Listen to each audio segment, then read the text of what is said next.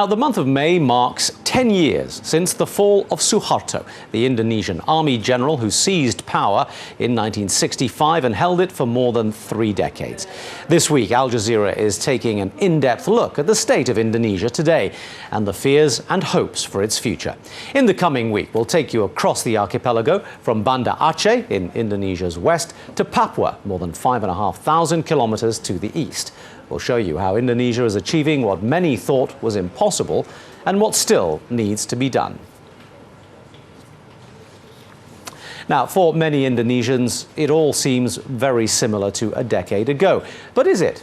B.J. Habibie was the man who took over from Suharto. Veronica Pedrosa met him at his home.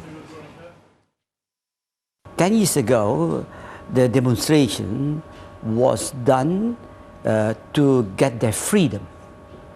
Because only a society who is independent and where the people had the freedom to think, to do and to talk, but balanced by responsibility, only from that society you can develop a very healthy economic, strong society. Looking back on your administration, you were actually responsible for many of the freedoms of expression, of assembly that Indonesians enjoy to this day. How do you think this has helped to shape Indonesian society today? The Indonesian society has opened the door of freedom. And it is really a necessity to get that in a global society of the world.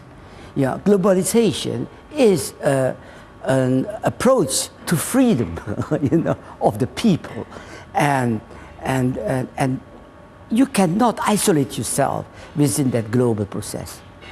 Are you not worried, though, about a resurgence of communal violence? No, I'm not worried. If, for example, the demonstration today, and it will be increased, it is a demonstration which is understandable because the world economy today is in the global globalization process is more unpredictable than ever. This is caused because the unpredictability of the price of oil. It depends on there are too many speculation and too many distortion globally.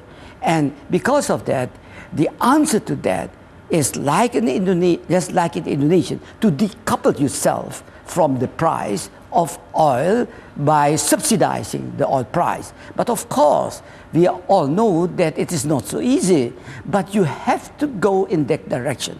Not only Indonesia, all the other countries has to do that. But have things really fundamentally changed that much in the last 10 to 20 years in Indonesia? What has changed that makes it possible for ordinary people to move away from nationalism, as you put it, to national interest?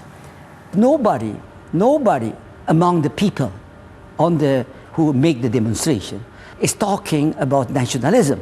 What they are talking about is justice, equal opportunity, and that they can have a more predictable future for themselves and their children and grandchildren.